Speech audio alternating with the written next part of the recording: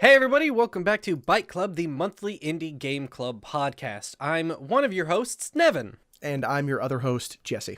This month, we're talking about Matt Thorson's Celeste. And as a quick reminder, we will be discussing spoilers later on in this podcast. The first half, going to be completely spoiler-free, and we'll be sure to let you know plenty of times when we're heading into spoiler territory. On that note, Jesse, tell us about Celeste. I will tell you about Celeste. So, Celeste is a single-player 2D indie masocore platformer developed by Matt Makes Games, published in 2018. You play as Madeline, a young girl on a mission to climb Mount Celeste. You know, that's where the game gets the name from. Holy crap. Along the way, she comes to grips with her personal issues, meets new friends, and overcomes increasingly difficult platforming challenges. Fun fact, the game takes place in Vancouver, the place where Matt Makes Games is located. Does it actually take place in Vancouver? I thought it was... It is supposed to technically take place in Vancouver, a small place outside of Vancouver. Okay. From what I remember. I may be wrong. Don't quote me on this. I am not the developer of the game. But You're not? That's the only... I gotta say, not Matt Thorson. That's not my name, unfortunately. Hang on, we gotta cut. I'm kidding. Okay, that's a joke. Okay. So you did, like... a lot of reading and research and writing on this game. And I did. Comparatively, I did like pea soup levels of research and writing. So I really just want to take the back seat, relatively speaking, and just like I really want to know what you've got about this game because you have a lot of shit and a lot of questions and I'm really excited. I do have a lot of stuff to say about this game. Celeste was really important to me when it came out in 2018 at the start of the year. It was one that stuck with me for the whole year, which is saying a lot because, games come out in January and by the end of the year, they might have well have come out like a decade ago. So it really do be like that. Yeah, it really do be like that sometimes. So yeah, it was something that obviously I liked quite a bit. I wanted to make sure I knew what I was talking about before I came on here. And then, of course, the first thing I say is something that I couldn't remember whether or not it was true. So that's always a good start. That's always proof that I know what I'm talking about. I think that sentiment is like the podcast in a nutshell, though. We want to be really smart, but... To be fair, I did all my research when I thought we were doing this. Don't ruin the movie magic. By the way, everyone listening... We obviously are doing this not in January. Yeah. Stuff happens. Life happens. Things happen. It happens from time to time, but we are still going to get out what we can. We apologize for the delay. Anyways, like you were saying, I think it's good that we get into the conversation as quickly as possible. So it's funny that you handed it off to me because one of the things that I'm most interested in, because like I said, I played the game when it came out and I hadn't finished it completely. I hadn't done all the B-sides and C-sides and all the extra content that is in the game. But I had completed it beforehand. So my experience for playing it for the podcast has been playing that content and finishing that. So I do have, I think, almost 100% in Celeste on my one save. I've completed all the B-sides and C-sides. I have not collected all the strawberries, golden or otherwise. But I have completed all the content. Damn, that is pretty wild. Comparatively, I'm on the complete other side of it. I actually had not played Celeste until we decided to do it. I think it was either we were in the middle of an episode or like before or after recording an episode, you learned that I hadn't played it yet and decided to make that the next game that we did or one of the next games. And so I actually ended up playing it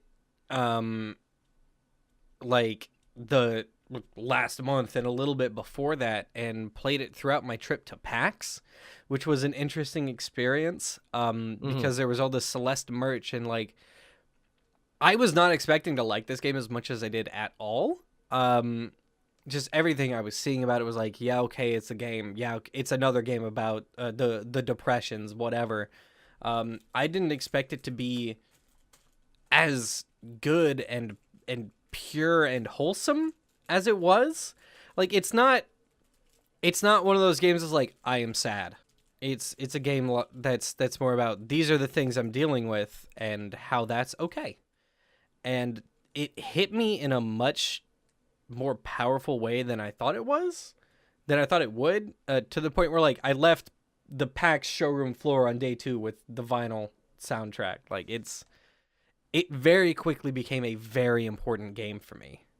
Yeah, the soundtrack is so good, so that helps, I think, in your decision to purchase the vinyl of it. The soundtrack absolutely slaps. What I love about the vinyl, just little tangent, the vinyl itself is like, it's not just every song from the game slapped in order of appearance. It is an arrangement. It is songs from the game put onto this vinyl in order to evoke the like major arcs of the game. So it's got like parts where it's like mysterious and then very like pumped up, and then the darker songs, and it's really, really good. Like I can listen to this soundtrack and these moments and these memories from the game just come flooding back. It's so good. Yeah. Yeah, I mean, there's a small handful of games I can think of that evoke that same sort of feeling within me. I mean, Kingdom Hearts, as funny as that might be, considering how goofy Kingdom Hearts is. But yeah, Kingdom Hearts, Undertale, Fallout New Vegas. Anytime I hear one of the songs, whether it's an OST Vegas song or one of the radio songs, yeah, New Vegas, just like the music, everything about New Vegas is great, but so the music good. really brings me back to it. Great game. But yeah, so this has definitely put itself into that very small category of games that I have that I hold very dear to my heart because their music impacts me in such a major way. So that's really cool that you appreciated it for the same sort of reason. It's just one of many reasons, honestly. Like, yeah, of course. It was loads of things. Fucking so good. Now, like I said at the top, this is an indie masocore platformer. Now, that's a word that I had not actually really heard before too much. I had played games like I Want to Be the Guy and all that sort of stuff, but I think that connotation that comes along with masocore kind of dresses the game in a certain way. People are going to look at Celeste when they hear that and think of I Want to Be the Guy or... So hang on one sec. So like to define that term, because I've never heard it before. I feel like I know what it means, but like just give me a little definition, Webster. Yeah, absolutely. So masocore is a platforming genre that is usually considered to be really, really challenging, almost to the point of wanting to rip your hair out, right? It's called masocore because it's masochistic platformer. It's the genre that it exists in. Masocore, I think, was like a abbreviation of masochistic because no one knows how to spell that right away. Masochistic and hardcore. Sure, I guess that works. I wouldn't really even go that far. It's really just, most of them aren't even like hardcore. They're very really simple not. in their mechanics. This just means it hard. Yeah, they just make you really mad most of the time. You die a lot when play game. Yeah, like I was saying, yeah, I Want to Be the Guy, Super Meat Boy. Trap Dungeon. Yep, exactly. That'd be one. Those Mario 3 levels, the custom levels people make that are like ridiculously hard. Mario Maker to a most. Rain World, maybe? No, Rain World's just frustrating. Much love. No hate towards the game. It's great game. Anyway, Celeste. It is, yeah. So it's an interesting set for the title, or for the genre rather, that this game exists in. Would you say it's accurate? See, no. I would say it's a hard game, but whereas like, so with all of those other games that you mentioned, like they are, the one thing that I think everything that you listed, including Celeste, has in common is that it's like trial and error. But what fucking game isn't, really? I think it's a bit disingenuous. I think it paints it in a bad light. I think it's a very negative sounding term, and Celeste is anything but. And if not just, if I'm ignoring tone, then even still, I don't think that it's an accurate, or maybe just a good word to describe what Celeste is. I would just call it a pretty hard platformer. I think masocore means that the game... Masocore to me implies that the game wants you to get frustrated and wants you to fail, but Celeste does not.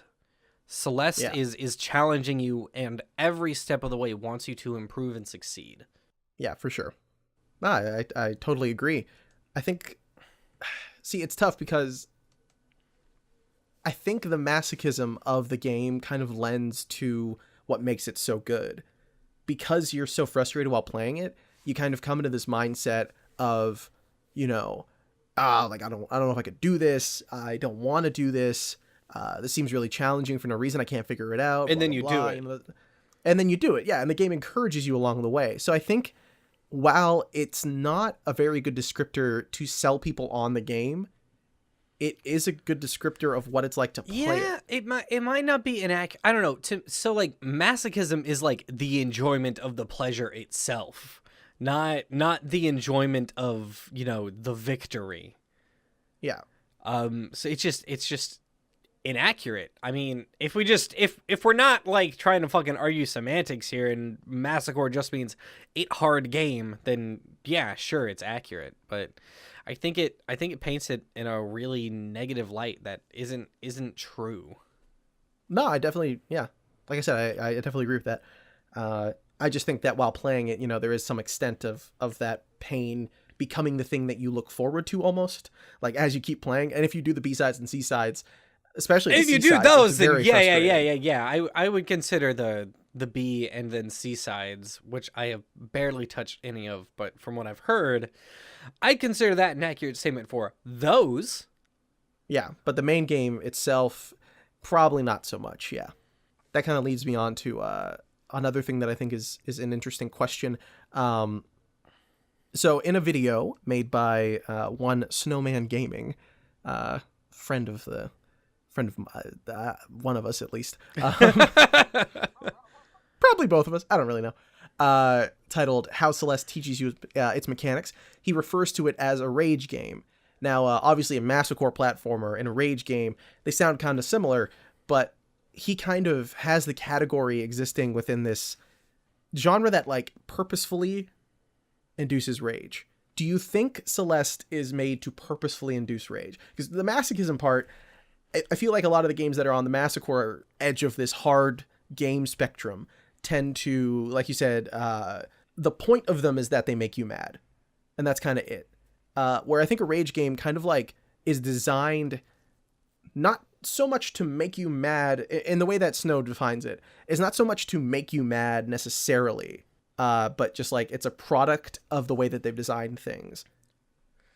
Would you say that is more apt? I don't know. That's a bit tougher because I feel like, so the core of the Celeste experience for me, yes, I got frustrated at times. But when I think about this game, when I think about my times playing back to it, and like I remember specifically, I spent the entire car ride from town I live in down to PAX, and I spent almost the entire time playing Celeste, and I couldn't put it down. And to me, a rage game makes you put it down in anger. It makes you quit. And again, to me, that would be like the core design purpose. It's a game that wants you to throw it away and wants you to put it down because you got mad. And only the best gamers could beat this rage game. That's what that evokes to me. Sure. And Celeste is not that. Again, what I come away from Celeste remembering isn't, oh, I got mad trying to do this jump dash combo. It was, hey, I did that. Fucking great. I did it. Celeste is a game about triumph, not anger. Definitely. I agree. I can see I guess I can see what he means, but I think I disagree. Yeah. No, I mean, it's not entirely... It's not inaccurate. Yeah, it's not like out of the way to make that assumption. It misses the root. Like, it misses the point, really. Yeah. It ignores a lot of what I think... Not even what I think, what I know the team was going for with the game. Yes. So yeah, it is a little, I think... Dismissive? Yeah. Disingenuous, almost. To come away from that experience and feel as though the game... wanted you to be mad. Yeah. Yeah, exactly, yeah. There are people who are capable of beating the game in a lower number of deaths than the average player. And it's to be clear, it is a game that... I mean, like, you can look at some of the interviews that Matt's done, and he's like, yeah, we wanted this game to be hard. We don't want this game to be easy. But, and he even admits that, like, he knows players are going to get mad while they play it. But that's not the point of the game, you know? The point of the game is Shit, I guess if you want to get really fucking meta with it, the point of the game is learning to cope with that and push past it or use it. It's not to take that frustration and quit as soon as you get frustrated. It's learning how to deal with it and utilize it if you can. Definitely. And that's a theme that the game kind of wears on its sleeve, right? The whole thing is about... Oh, yeah, the whole fucking game. Oh, God. Yeah. The whole game is about Madeline trying to overcome her challenge. In this case, climbing Celeste Mountain. And along the way, she's harassed by a character, because this isn't the spoiler part yet. She's harassed by a character that is just making her feel awful. Along the way, she has different encounters with her emotional stress, her emotional problems, her mental problems. And that is really, really, really good, really representative of what I think it's like for a lot of people, for the developers of the game even, to... like what it's like when you go through a serious problem, when you have to deal with certain mental health issues like depression or anxiety or whatever it may be, and dealing with those things while also trying to achieve a certain goal in your life, whether that's finishing a game in the case of Matt Thorson and his team, if that's, completing a personal project that you have, something you enjoy, rekindling a friendship even, like that can be a huge hill to climb. And the game kind of, through its mechanics, exemplifies that, which I think is really cool. Yes, absolutely. Like I really, really like that ludonarrative harmonance, or whatever you would call that. Harmony is not a word. Dissonance, harmonance. It is now quoted on the ludonarrative harmonance. Ludonarrative Dan Harmonance. All right. Are we done with this bit? Hopefully, I hope so. So. Something I wanted to go back to that you said earlier about indie games and how you came to Celeste feeling as though it was going to be another one of those I am depressed kinds of video games. I wanted to talk about this too. Yeah. They're like... Look, that probably sounded a lot shittier than I meant it to. That's why I want you to clarify. I feel everybody has a story to tell. Everybody has things that they're dealing with and things. Everybody has a story to tell. That's the best way that I can put it. And hearing these stories helps people. Knowing that there are people out there like them helps people. And I get that. And I appreciate that. And I love that. There are so many games about so many problems that people have experienced in one way or another, and these stories come out and they tell it in ways that, it's different. And a lot of them that I have played a lot of them, are written incredibly well, or do things that are unique in the entire realm of games and do interesting things to convey this story. And even the ones that aren't written well or aren't good games, I still genuinely appreciate, because I know what it takes to tell that kind of story, especially to the void and the whole of the internet, I understand that that's difficult. Developing a game is difficult. Finding the right words to express yourself is difficult. But not all of those games are good. There are a lot of them out there, and a lot of them are bad games. And a lot of them are poorly written. And so when I meant another one of everything that was sort of pitched to me about this game and that I saw made it seem like it was not going to be good or not handle it in an interesting or unique way. So that's kind of what I meant there. Okay.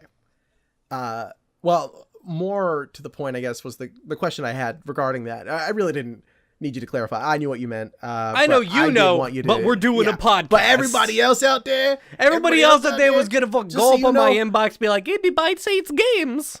For Kate, everything that is Depression Quest, quote him on that. No, don't quote him on that. He never said that. I never said those words. You just got owned. So when am I not getting owned? That is true. Jesus. That's what happens when you're online. It's just a part of it. That's true. The question I really had regarding that was, what do you think makes a good game about depression or anxiety or both? That's tough. Because that's...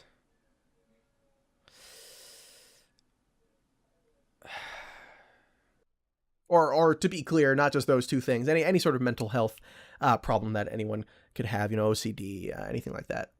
I think one of the things with sensitive content or sensitive topics is to not be preachy, and to not go too, I guess, hard with it. Here's a good example. I'm not gonna name this game. But there was a game at the show floor of PAX, and it was very much one of these games that is, from first impressions, one of the bad ones. Or not bad, but one of the not good at it ones. Because it's difficult, like I said, to find the right words and to express things in a way that doesn't come off as either pandering or fake or doing it for the cred, And this game, again, not naming it, you basically play this guy who's like this starving artist type. And like you start up the game and the first thing that happens is he walks into his apartment and he goes, "Ugh, God, another horrible day. I need a drink." And he goes to the fridge and he pulls out a bottle, fades to black, and then it wakes up and the bottle is empty. And he's like, "Ugh, not enough. What a bad day." And I'm like, it's just, that's bad. That's how to not do it. I understand that alcoholism is a very real thing and depression is a very real thing, and coping with things in this way, it's something that happens. But when you write these things, you write good, write well. That's a very good piece of advice. Right, all developers out there, if you ever want to write a story, make sure you do it goodly. That's owned twice in 5 minutes. I'm sorry, you keep setting it up. I gotta knock it down. Listen, it's been a long day. I'm a tired man. I'm not gonna word the rights. It's fine. But I don't know if I expressed that right, but like the point is it's a difficult line to toe and you need to toe it right. You can't lean into the negative aspects because mental health isn't necessarily all negative, You can't. I wouldn't know how bad my depression was if I didn't have the good days. Yeah. And I think an important thing is to show the good along with the bad. You can't beat people down with nothing but bad, bad, bad, bad over and over again. Because that just, not that it seems fake, but it doesn't get the point across well. In my mind. And I'm going to stop there before I just ramble a whole bunch more. No, it's fine. So yeah, like what you're saying at the end there, it is definitely important for a game to, if it's trying to cover those sorts of topics, to not get in the way of itself, allowing that to be a part of the character and not the thing that defines them. Yes. Because a lot of the time, people who are depressed or have anxiety or whatever the case may be, or OCD or, any sort of mental health problem. Anything. The last thing they want is for people to view them as though once they find out they have that, or once they are diagnosed with it, or once they tell other people that they have it, they don't want the implication to be that they are defined by that is the only thing that they have going on. So yeah, it is important that if a game developer is trying to tell that kind of story, they're not just trying to show that in the purest light. Like you were saying, no point knocking things down and trying to make things look as bad as possible without giving some sort of opportunity to show how it impacts the character in situations. Like I think Night in the Woods is a really great example. Night in the Woods is an absolutely, it's so good. It does it so incredibly well for reasons I'm sure you're about to say. It's so good. I mean, yeah, there are so many moments in that game that I could think of where May is kind of the main character of the game. Night in the Woods is named May. She's a cat, funny enough. Yeah, 2D platformer, great game. I recommend checking it out. But yeah, the sort of crux of that story is that the main character is coming back from school and she has anxiety or depression. Or I think it's mainly anxiety. It's probably just anxiety based on some of the scenes that occur in the game. Yes, Yeah, for sure. Yes. I mean, there's definitely other issues going on there, but to keep it short, anxiety. But that seems to be the main one, for sure. Yes. And there are moments throughout the game where she's doing things that are relatively normal. Getting dressed to go out, going to a party, hanging out with her friends, eating pizza, playing music, all that sort of stuff is either bookended or is sort of bookmarked within the scenes with these moments where her anxiety, I said the wrong thing. Her anxiety shows up and sort of plays a role in the scene. The scene is not defined by that. The scene is not ruled by that moment. There's a lot else. There's a lot of other things going on, not just to May, but to her friends.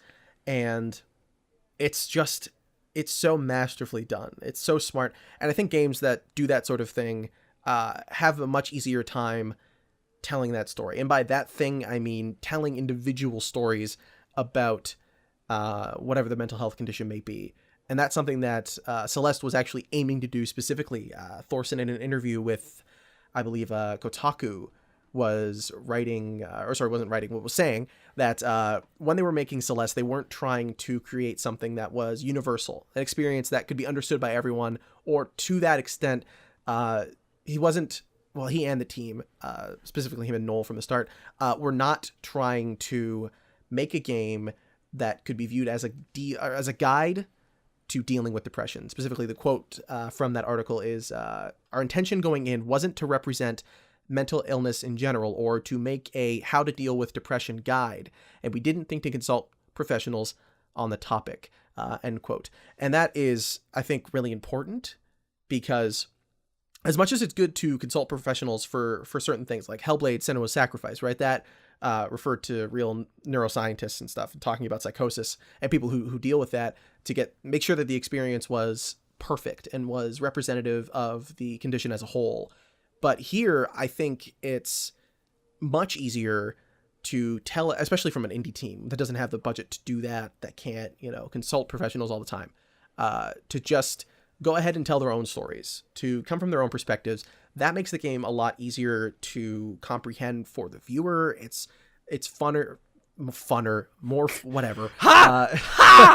Hey, I've owned myself. Jesse, you talk much? You talk often? Oh, I've been owned. It's more fun for you to engage with that sort of story because what you're seeing is real. It's real. It's somebody's story. I feel the idea of a story. It's literally okay. Fucking, I own myself saying literally. Fuck. It really feels like it's made up of individual stories in some way or another that these developers and the writers went through or have heard at some point in their life. It's real. It's believable. And not just with Celeste herself as a character, but with the other characters that you meet in the game. Sure, some of them are a bit fantastical, but there are things that are very easy to see in these characters that are I know this. I know what this is. Definitely. It's very good. Yeah, I mean, it's the game in general. I think we've been focusing on one element of it for a while because it's just such a good part.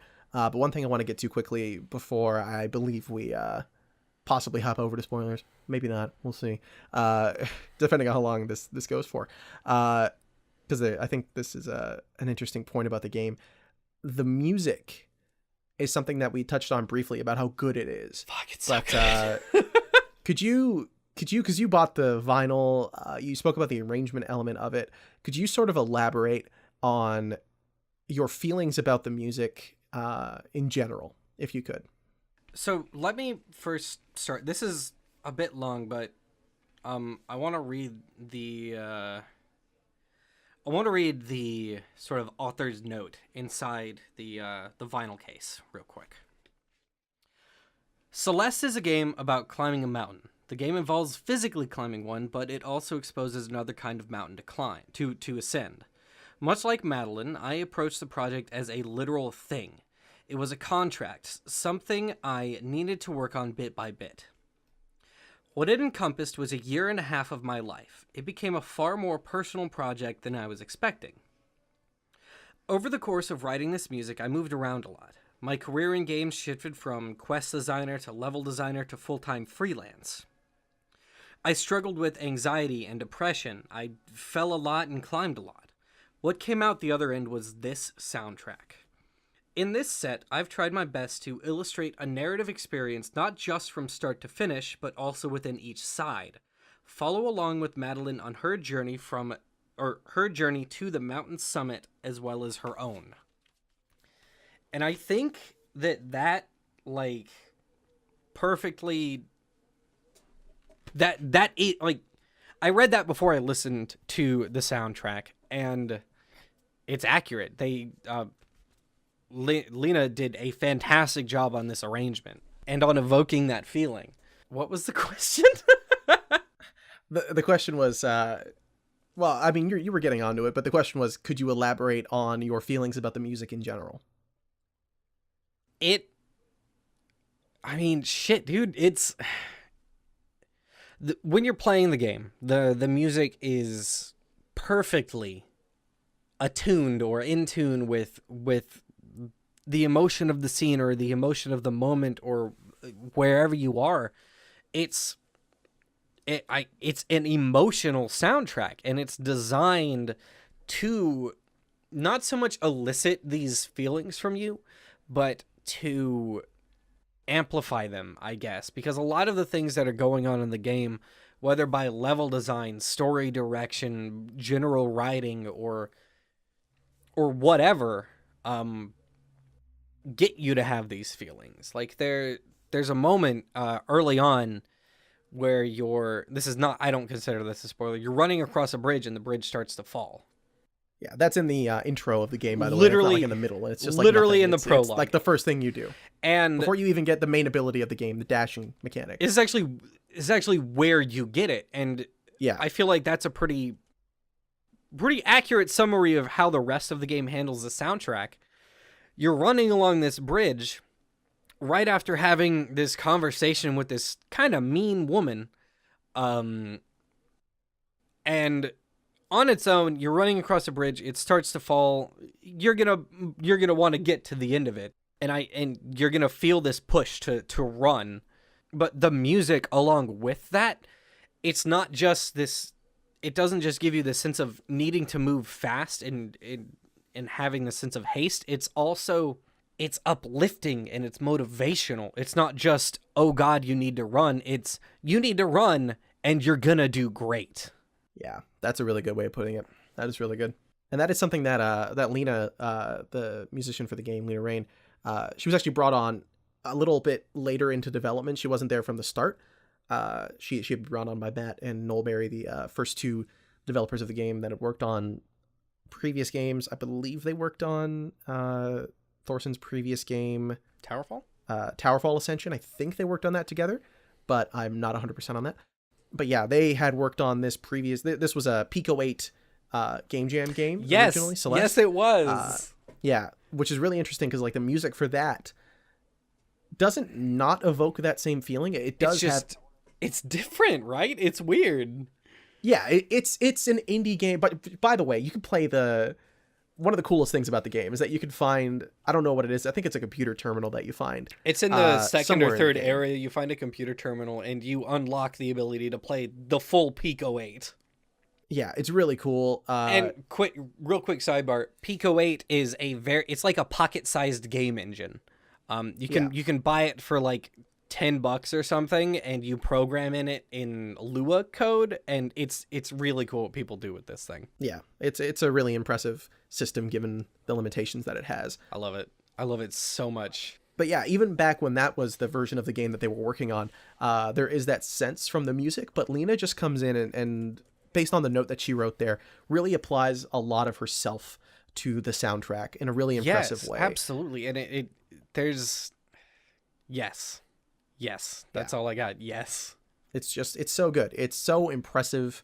I want to get into some specific moments in general. Specific moments in general? What? Specific moments. What does it say in general? You did it again. Oh no, I've owned myself twice. I I want to talk about some specific moments with the music when we get into the spoiler section, and I also want to speak about a video by someone very cool when we get there as well about the music that I think is really, really good. But yeah, the last thing I want to ask, unless you have anything you'd like to ask me. Maybe. What do you think about, like, how surprisingly inspired by Mario this game is? So very interesting thing about that. It's a spoiler bit, so I won't get into it. I will when we get to the spoiler section, but it's very interesting how I think so much of this game is inspired by older platformers while also bringing that spin to it. And it's something we talked about on the last podcast where we talked about Dusk. Celeste is, I think, accidentally... The Dusk of 2D platformers. is I think accidentally the evolution of the 2D platformer from those old days. Like taking what that was. Like how Dusk is the Shovel Knight of the 90s era shooter. This is the Shovel Knight of platformers, which doesn't make any sense because Shovel Knight is a platformer. but it takes those elements of a classic platformer and it sort of heightens them in a really interesting way. The difference would be that, like, this versus Shovel Knight on a serious level. Shovel Knight is obviously more mechanically Shovel Knight deep. is a tribute, whereas this would be an evolution. Yeah, I would say so. I think also Shovel Knight is obviously less Mario, more Mega Man. Yeah. Oh God, yeah. Where this is very clearly Mario. Yes. To the point that, I mean, Matt has said in multiple interviews that he was very inspired by Super Mario Brothers. When he was a child, he played the hell out of it, right? And that inspired a lot. It was specifically Mario 2, I think, game. Right? No, specifically Mario 3. In fact, in a... Shoot. You were very close. You were only one game off. Damn. Also, by the way, I don't know if you know this, Mario 2 is referred to as Doki Doki Panic in Japan. So Matt Thorson did a sort of stream, I guess. It was more like him sitting there watching Tim Rogers play Celeste on one of Kotaku's streams. And he listed his top 5 platformers. And the top 5 platformers that he has, so the games that I would argue end up either inspiring him or like ended up inspiring him when he was designing the game, or ended up just being things he really liked. Those top 5 platformers were Mario 3, Donkey Kong Country 2, Rayman Origins, Mario Odyssey, and Super Mario 3D World. So clearly Matt has a great affinity towards those are good. Towards those games. Yeah. Those are very good. Very good list. I can, especially like coming off of the talk about music, I can definitely see the Rayman Origins in there. Yeah, it definitely doesn't share the same, like, Origins has those moments where the music kind of ties up with things, but if you've played Legends, the music in that is just like when the music levels hit, it is, Rayman Legends, sequel to Rayman Origins, 2D platformers, very, very good games. Rayman Legends has these levels at the end where the music kind of ties with the platforming, and you're almost playing a rhythm game. There's one that's specifically like this goofy kind of remix of Black Betty. Yeah, that's like the first one that you do, and it is so hilarious. good. It is so good. If you look up a video of it, if you're where you can, it's so good. But yeah, like with what you said with the Mario inspiration, it is surprising, but also very apt. Yes, and I think a lot of people who in the future are trying to find interesting ways to make new platformers, instead of trying to inject mechanics or level design or something that requires you to do the same sort of things that we've always been doing, but in different permutations of that. Like the Metroidvania is really just, we don't know how to solve how to make platformers feel different, so we'll just put them in a different kind of environment. That's not to knock Metroidvanias. I think they're all fantastic games. I don't think I've played a bad one. Yeah. But that's what it is. Like, that is, we don't know how to make a platformer feel like, we really just have run out of ways, or it seemed as though we had run out of ways to make the classic platformer formula feel fresh and feel fun, feel new. And while the dash mechanic does turn Celeste into less of a true 2D platformer, it does take the genre into a direction where it's not relying on adding mechanics that are against movement. If a 2D platformer is entirely about movement, then Celeste is so about movement that it added more movement and less things that stop you from moving, which Metroidvanias are all about, right? So that is how I feel about it being a direct, directly being inspired by classic Mario games, is that Thorson and his team did a really, really good job of taking that idea and finding a way to make it fun and fresh and their own thing. Obviously by adding mechanics that made it less like a Mario game and more like a Matt Makes Games game, which is really, really good. Matt Makes Mario Maker games. Mario makes Matt. Mario What? games. Matt Maker. All right. Yes. No, that's really good. That's really, really good. I agree on all fronts. Yeah. Yeah. Do you have anything else you want to ask? No, but our listeners do. We have a couple of spoiler-free discussion questions. And by a couple, I mean literally 2 that were submitted. Better than nothing. We appreciate you guys always shooting us questions whenever you can. Only one of them's about the game, but we're gonna ask them both. Hey, questions are questions. The more we get, the better, but we appreciate anything that we get. The first one is from a friend of the show, Nico Blakely. Why is game so hard? Game hard because hitting button not easy. Very true. Good answer. Good. Yeah. That is kind of, I think, honestly, like as funny as that is kind of the biggest thing with the game, right? I could think of so many moments when playing the B-sides and C-sides for the podcast that it's just about moving your thumbs in the right way, and that's kind of a hard thing to do sometimes. Yeah, a lot of it, so I hadn't played it since it came out, probably a week after I beat it. Sorry, a week after it came out, I beat it. So I hadn't played it since then, pretty much. Almost a very year, long time, actually. Yeah, almost exactly a year, funny enough.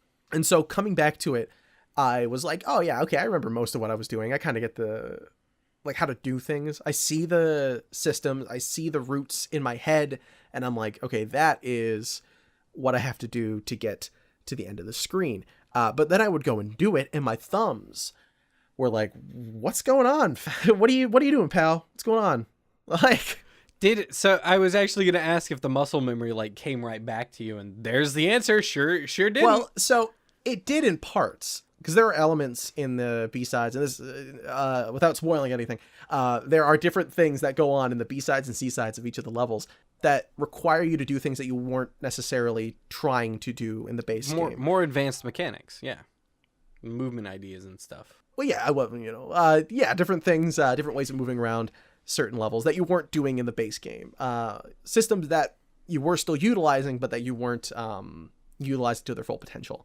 So that was really interesting, but also everything that was in the base game that was normal, my thumbs were pretty much attuned to. So it's fairly straightforward. A lot of it though is, a lot of it is hard because like we said earlier, specifically like Nevin said earlier, it is very much a trial and error game. It feels hard because you're figuring it out. And especially on screens where there's more than, it fits on more than just the base, the camera moves in the same screen before you go on to the next area. Those levels in particular are very trial and error because you're getting to a point where you literally cannot see what you have to do next. You can solve the puzzles that are within individual screens fairly easily. But once there's 2 screens attached to each other for one area, or 3 even, that's when things get really, really hard. And that's when I think the game almost reaches a point of frustration. But yeah, that's why I think it feels so hard, because you spend so much time just figuring out each of the individual levels within each of the chapters. It's a puzzle where you die. Yeah, it is very much, it is not a platform puzzler, but it is a platformer that is puzzling. The platforming is the puzzle, is kind of what I was getting at there. I wouldn't even necessarily go that far. I would say the platforming is the tool to solve a puzzle that is not there. You are creating your own puzzle when you play the game and solving it with your own tool. Because that is something that Thorson really talks about in his GDC talk, where he's discussing the level design of the game. He talks about it and how there are all these different ways to solve a thing. Yeah, and how when they were designing the game, especially specifically when Thorson was designing levels for the game early on, he would iterate on them continuously, always trying to find new ways to solve things and making sure that the levels were telling a story without making that story impossible for the player to inject themselves onto, to put some element in. He does specifically also say, like, just not like a narrative story, but like the path through the level, the way the player gets through the level is the story. Yeah, like, oh, I have to get past this this block that's in the, like, hanging in the foreground. I need to, like, jump up onto this platform in the corner and then oh no, the block is and, the block is dropping. Yeah, now. like, oh, what these do I blocks do are falling. now? I have to jump over that quickly and hope that I land where I want to go. Like, yeah, all that sort of stuff. So some of the so, levels really get like a phenomenal sense of like improv, huh? Yeah, for sure. It's very cool. Did you jump right back to the B and C sides, or did you play a little bit more of the vanilla when you hop back in? Well, I don't want to get too far into it because it is a spoiler, but I did play some of the earlier levels in the game. Okay, cool. Over again. Yeah, like back before into it. Jumping into the B and C sides. Yeah. Second question is from Nerf Guy, aka @NerfDipshit on Twitter. Very good at. Also, the avatar is like a horny Daffy Duck. Daffy Duck I is think, very weird. Or, I don't like or it. drunk Daffy Duck. I don't know which one it is, but I love it. It's pretty good. So I support you fully. The question is, what's y'all's favorite type of pie? You know what? This actually is kind of relevant to the game, huh? Yeah, I guess it is. I Strawberry. guess it is. Wow, fuck my off. favorite kind of pie. Is it really? Yeah, you can't have that good answer. No, it's not. Okay. I was gonna call you basic. It is apple. Apple? It is just apple. Shit, you're Which more is basic. Probably now. more basic, yeah. That's okay, because my answer is pumpkin. Okay, that's actually probably more basic. I than apple. fucking love pumpkin pie, and I will fight I have anyone who nothing says against it's it. bad. It's so good. It's not bad. But if you like coconut cream pie, we can't be friends. Ooh, okay. Lemon meringue's probably a worse pie than coconut cream. Probably, yeah, but coconut cream's not a good pie. When are we starting the Fight Club podcast where we just beat each other up with food? Pie Club podcast. Ooh, all right. Well, you know, we got to all right. So we ready? We ready? Let's talk about spoilers. Let's go into spoilers. Yeah. Let's go into spoiler time. I think before we get into that, though, I do have one real quick question. Fucking, I already did the thing. It's too late. It's too late. I'm asking the question. All right. Before people who haven't played the game stop listening, I respect that fully. But before that happens, if you were going to sell someone on this game with a very simple, straightforward message, what would you say? What would you say to sell someone on this quickly? Elevator pitch someone on buying the game. Very good. Okay.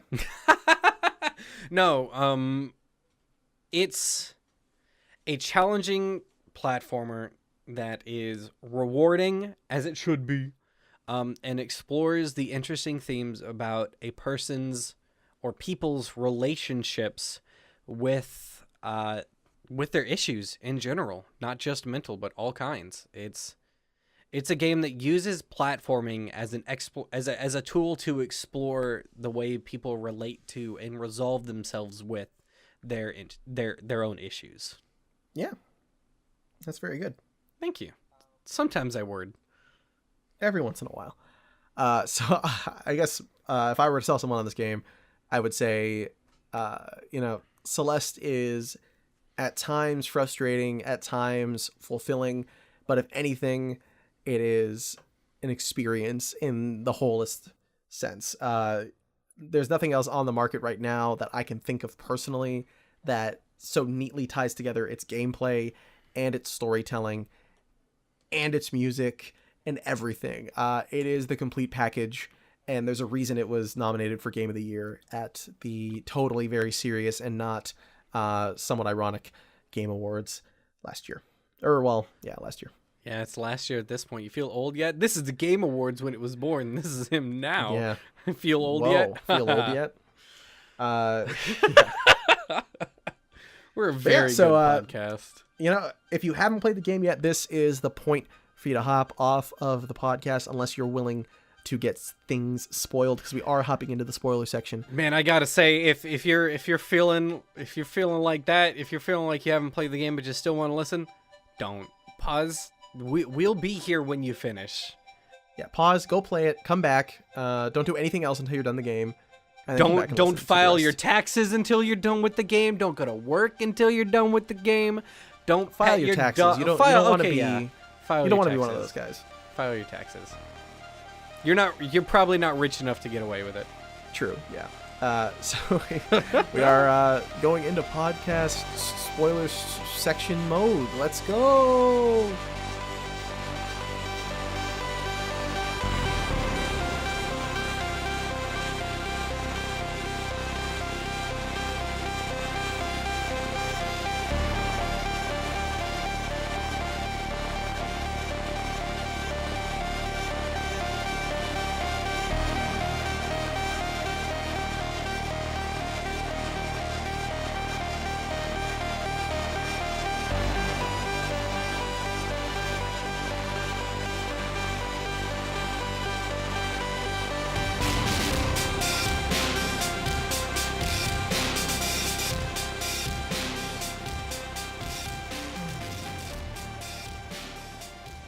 Okay, welcome back to the podcast. It's the spoiler section of the podcast.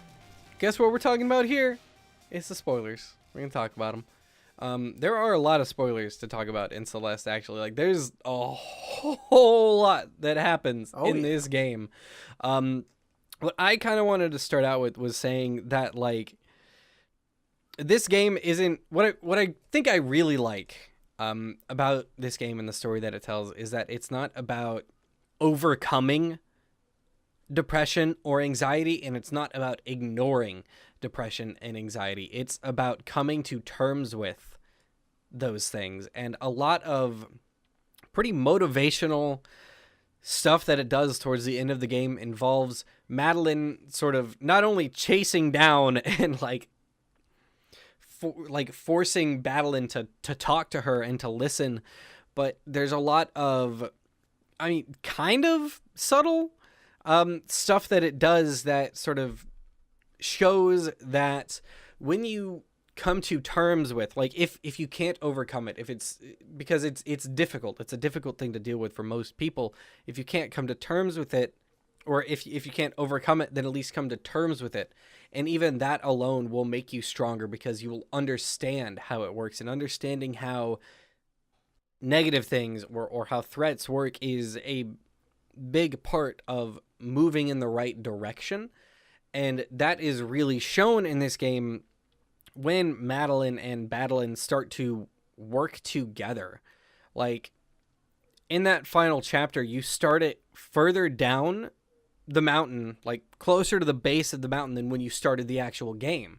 So you're like at less than 1% progress, at less than 0% progress up the mountain when you start this final chapter. But because Madeline is able to, work with and understand this negative side of who she is, she's stronger for it. And you're able to climb the entire mountain in one chapter, whereas it took you 7 before. That is really good. That's a good point. Yeah. It's, I love that. It's so good. And this as a pretty obvious metaphor is just, you're stronger when you at least come to terms with and understand the things that you're dealing with. But the entire game also makes a point that, like, friends are good. This isn't something that you can deal with alone. And Madeline serves the purpose of not only exemplifying, like, a literal personification of these issues, but also at the end of the game, she represents a friend. And that's not just, like, there are also all of the other characters that you meet that in one way or another affect Madeline's journey. And I think it's incredible. I think it's masterful. Yeah, I mean, the game definitely, like, it has these moments of just great character building and relationship moments. Like you're saying, like, friends and the people that you meet along the way on this mountain are so important to defining how Madeline views herself, right? Like when she meets Theo seems so confident and seems so sure of himself, but at the same time he's not, right? Like, we know as the player, and Madeline kind of comes to learn that Theo easily the best character in the game, in my opinion, is a truly flawed individual who has the same sorts of problems that Madeline has, but in different forms. And the old woman you meet at the start, same sort of thing, right? She hasn't been able to complete climbing the mountain. She tried to before, but she wasn't able to. And Mr. Oshiro is this like guy who's stuck on the mountain, literally. Like, he cannot get off of it. He can't leave his place. He is a ghost. Like, he's a ghost man. Literal ghost, spooky ghost, baby. Is that the new Ghostbusters theme? It is. It's not freaky ghost now. It's spooky.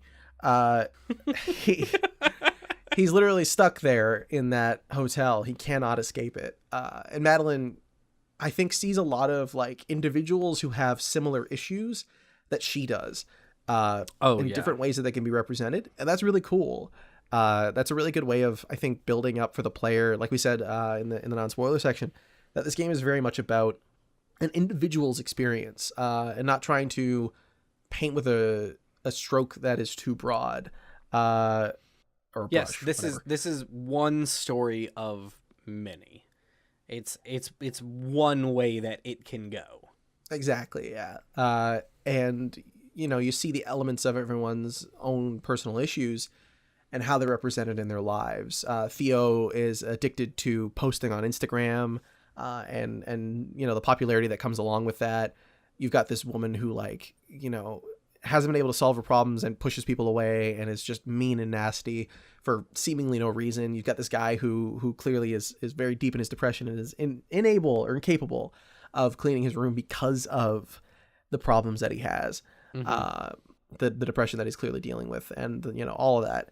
And then there's Madeline, who is the only character that's sort of capable of overcoming those fears, of overcoming those problems, and actually achieving the goal of climbing the mountain. And that is really a testament to what they were trying to do, I think, with the mechanical interaction with the game, because there's elements of that sprinkled throughout the narrative, obviously. The game wears a lot of what it's saying on its sleeve. It doesn't try to hide anything either, I think, which is good. Like, not just from the story, but from how the game connects to it. I mean, literally, the mechanic you get from Theo teaching you how to deal with your stress and deal with your anxiety attacks, about breathing, which absolutely a fantastic moment. Genius moment. So good. Yeah, that's one of those great moments where the game kind of sacrifices, or one of the only moments I can think of, really, where the game sacrifices its typical mechanical interaction to allow you to have a moment where you really truly connect with the player, or with the character rather, where the player gets to feel as though they and Madeline are on the same level. Really, really great. Sort of side tangent from what we were talking about, but it's branching off of the relationship theme. This really, really great video from GameScore Fanfare. Really, really great channel. Absolutely recommend you check it out. So good. Probably one of the best channels in general talking about games right now, not just music, but of games in general. Yes. He breaks down how that moment plays with the song from the game, Celeste, like its theme, either for that level or for Celeste, like the main theme. I think it's for the main theme. I think it brings in the main theme there, and it brings it in later on when the feather happens again, but doesn't go so good. Yeah, which is a really good moment as well. So good. Yeah, and how like battling pops out of the frame. That's just so good. Fuck. Considering how the art looks and everything. Yeah, great. Fuck, battling is so good. She's so good. But yeah, that moment is so like perfect, I think, in how it represents anxiety. The first feather moment, right? Yeah, the first time you find the feather with Theo, and how he shows you how to have sort of breathing exercise to help calm yourself down, to visualize a feather. That is just so good. Just everything, like the music, the way it plays, right? So like I was saying, the Celeste theme plays, and it's overlapped by this terrifying sound. This like, it's like an alarm. Yeah, it's like a terrifying, like that loud, awful alarm clock everybody has. Yeah. Terrible sound. And how it overshadows the theme. You're welcome. How it overshadows the theme that's playing, the song. It overshadows the background noise, everything. The game becomes silent, and all you can hear is that almost like deafening alarm sound.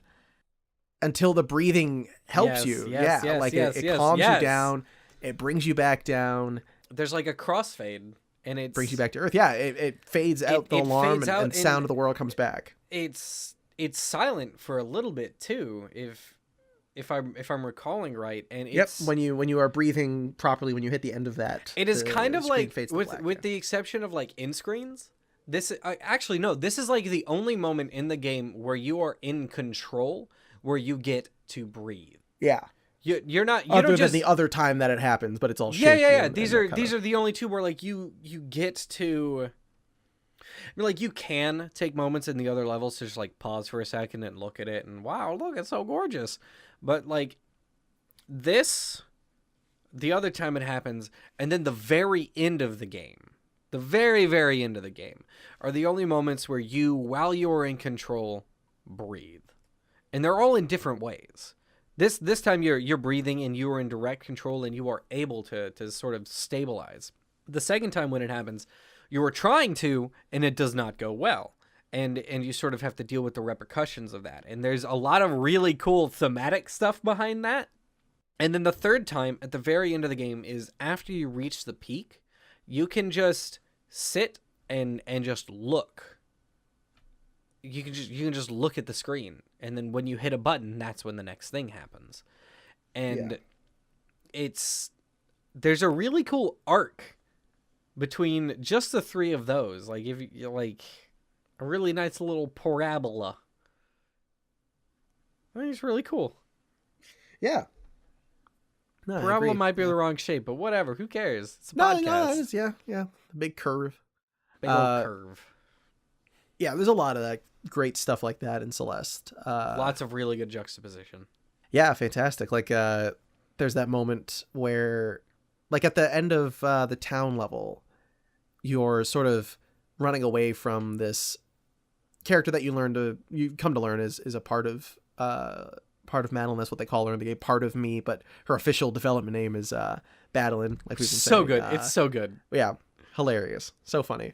Actually, in the Kotaku, there's like a Kotaku commentary thing. The video, right? Yeah. Yeah, the video that Thorson did with Tim Rogers.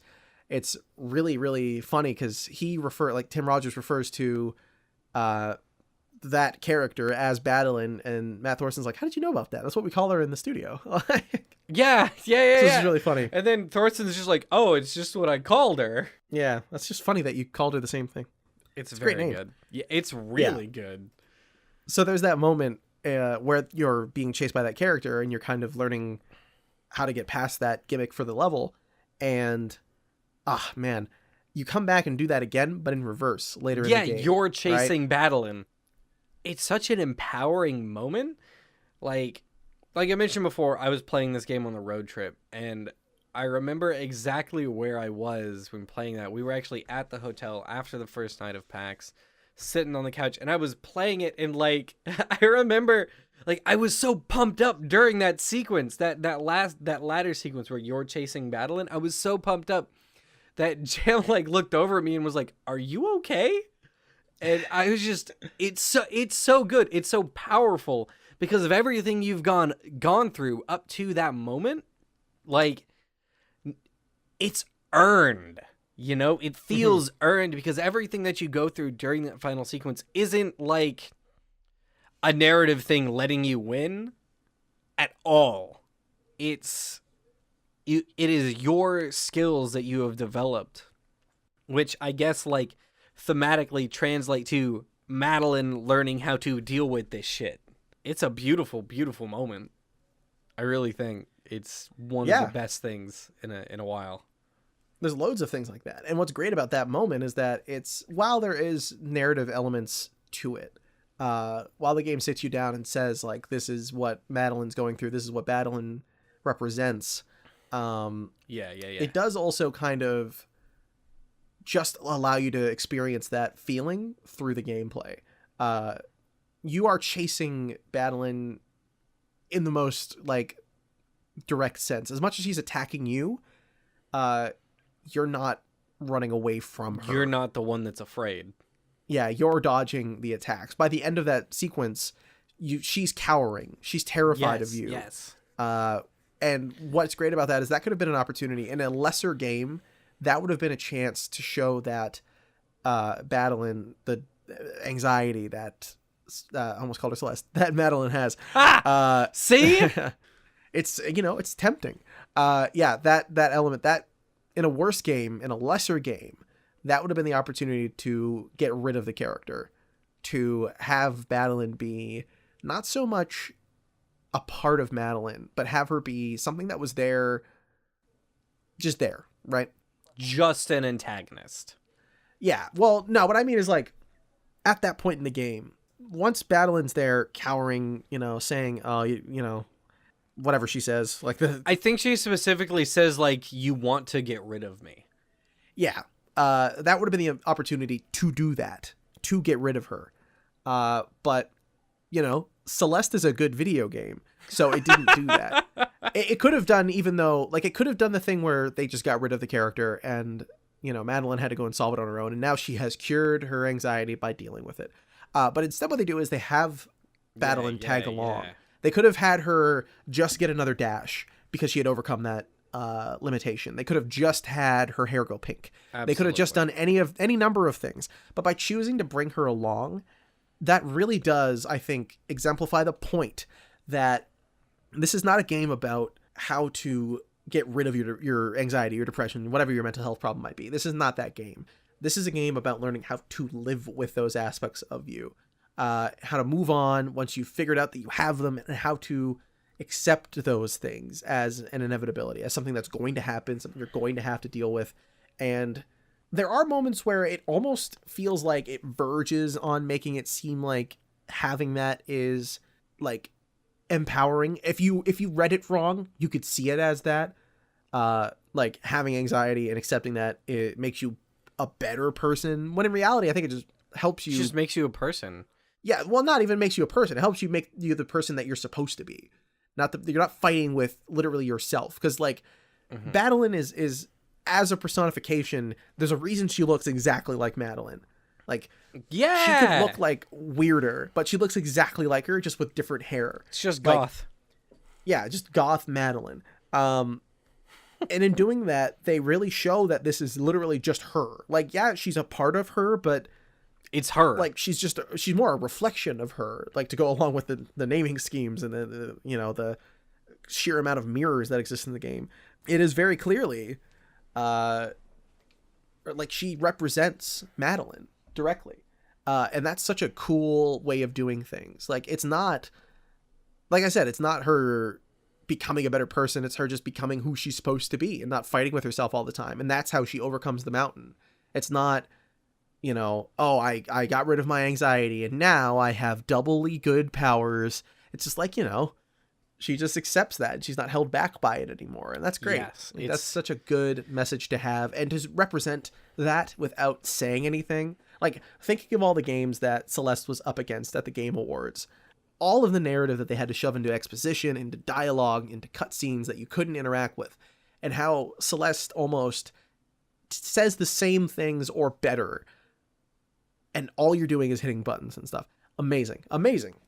Just like genuinely some of the best game design that we've seen from anyone in the last couple years. It truly is a very good piece of art. It's quite the video game, I would say. So what else you got? What else you got? Hit me with it. Sure. So I actually do have some questions about Celeste that are a little more spoily than the previous ones. Good. I had to ask. So this is funny that I said that, and then the first question I want to ask, a little less spoiler. So when it comes to a game's design, especially with bigger games or even a lot of indie games for different reasons, the case of accessibility is very rarely approached, either approached well or approached at all. And sometimes there's a reason for that. And there's been a lot of discussion, especially after a little indie game called Cuphead came out and sort of changed the discourse regarding difficulty. Yes. So my question to you is, should a designer compromise their vision for the sake of differently abled individuals and less experienced players, or should they stay true to their intent? I think that it's a balancing act. I think so. Like as an artist looking at art, I think that the artist's vision is very important. But also, I think it's important for people to be able to experience that vision, even if not necessarily in its air quotes purest form. Um, but I think that it's important for people to be able to experience art. Like, do you think that people sat down and were like, "Oh, here's a movie. Oh, dang, I gotta put subtitles in it." No, or yes, I don't know. I'm not a movie man. Um, but that's like an example, right? Like, I'm sure that there was probably some director at some point who was like, I don't want to make subtitles for my movie because then there's going to be words on the screens and that's not part of my vision. And I feel like that's kind of a shitty but apt comparison to make here. Like one of the most frequent accessibility things that we have, we get like colorblind mode and we get subtitles. But then there are like newer things that are sort of coming out, like for QuickTime events that require button mashing, you can hold the button down now, which I'm a huge fucking fan of because I got bad thumbs. And then there's options like in Spider-Man to like just skip puzzles. And that's like, in my mind, that's probably equal parts accessibility as it is. I think puzzles are stupid. Not me, but you know, people looking at that as an option. Yeah. And then we've got what Celeste does, which is it gives you the ability to like get more dashes and not take damage, which is And slow the game down. Yeah. You can slow the game down too. I don't know. I feel like it's a balancing act. I feel like in an ideal world, you would be able to give an accessibility option that fits the theme of the game without ruining the vision, but that's not always the case. Like with Dark Souls, the vision of that game is as hard as fuck.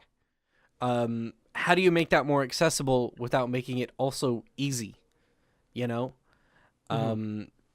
it's I love video games and I want as many people as possible to be able to play the good ones. But I understand the sanctity of what is the auteur's vision, you know? What do you think? Well, so what someone's trying to make and who they're targeting it at, I think, is a big part of ensuring accessibility systems are there. Because for AAA games, I feel like there's no excuse. They are often millions, hundreds of millions of dollars into the development cycle. For sure. I feel like in general, those games should have as many accessibility options as possible, especially considering that they're trying to market the games to as many people as possible.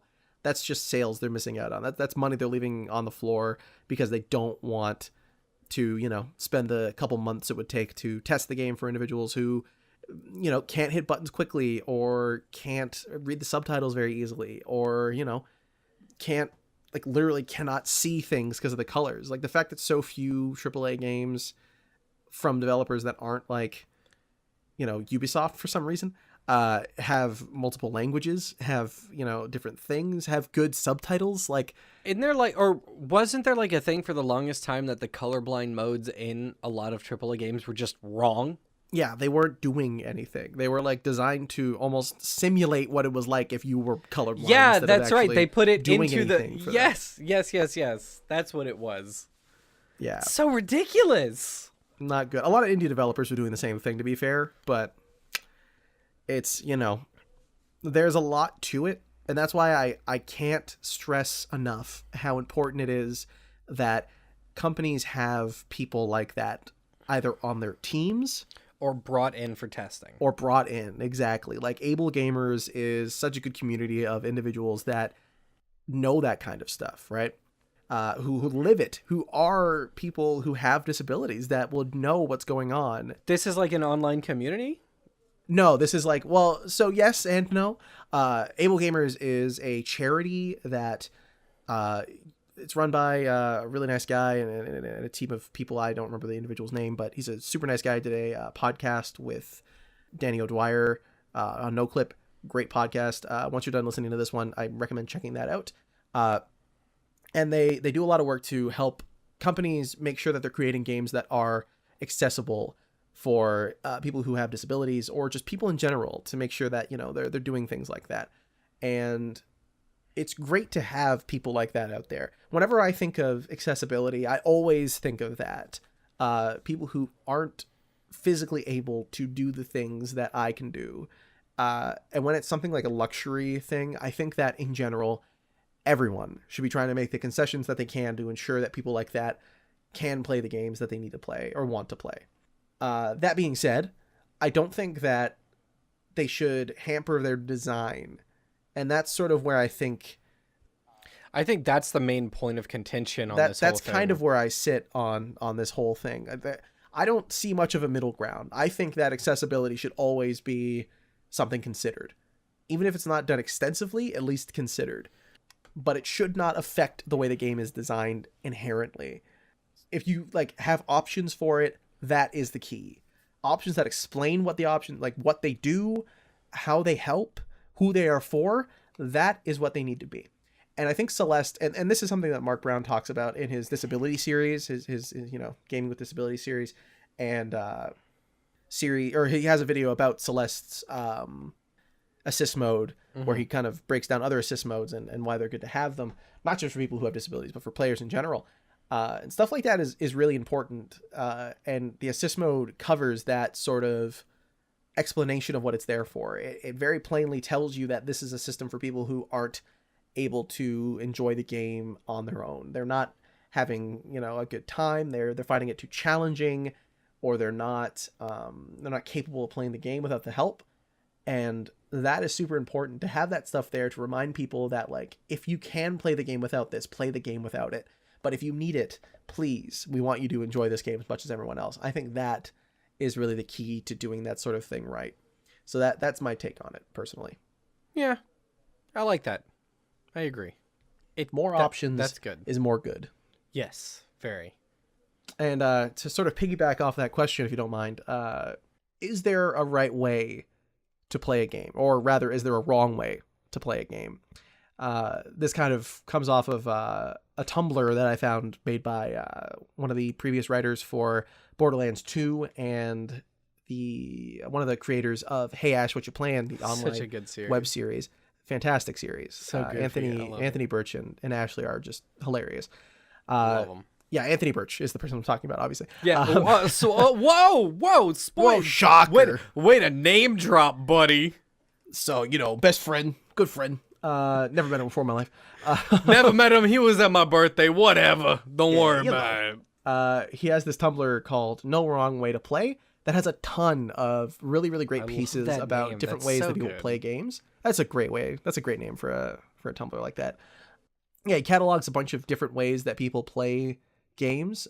There's one about a blind person that plays Killer Instinct. There's one about somebody who plays Dark Souls with voice commands.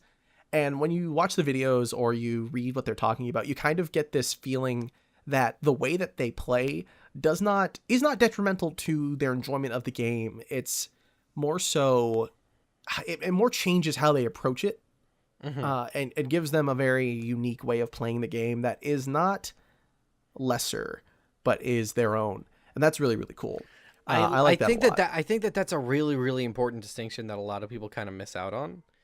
The way you play a game it can't be lesser. It can't be, unless you're no, fuck that. It can't be. You can't play a game in a lesser way than what somebody else plays it. It's just your own way to play it. And unless that's actively harming somebody, who give a fuck? Yeah. I really like this question, because there is a community that I'm part of that is based around a game that has a very large speedrunning community. Game's distance. Wow, what a shocker. Fork talking about distance. Oh no. Wow, play something else. I can't. It's the only video game. It's the only one, Jesse. But the game's got a really big speedrunning community. I'd say probably 80% of the people who play the game either know about or are involved in speedrunning. And to summarize for those that are unaware, it's a racing game, kind of. It's a platforming game where you're a car and you play against other people or their times to get to the end of a level as fast as possible. This car can ride on walls and can jump and can fly and can boost. And the vast majority of the community is like, yeah, okay, I'm going to use these tools and I'm going to write on this building that I'm probably not supposed to, and I'm going to get there. But then there's the other side of the community who, like, some of them even go to the points of, like, adding invisible walls to their levels. And there have been multiple, shall I say, heated discussions on the Discord and even, like, during play events where, like, people are like, what are you doing? You're just cheating. And it's so goof-ass, I guess. I don't think that there's a wrong way to play the game. And I think that unless the way you are playing the game is legitimately ruining the experience for somebody else, you're fine. That would be the only wrong way to play the game. Literally fucking cheating.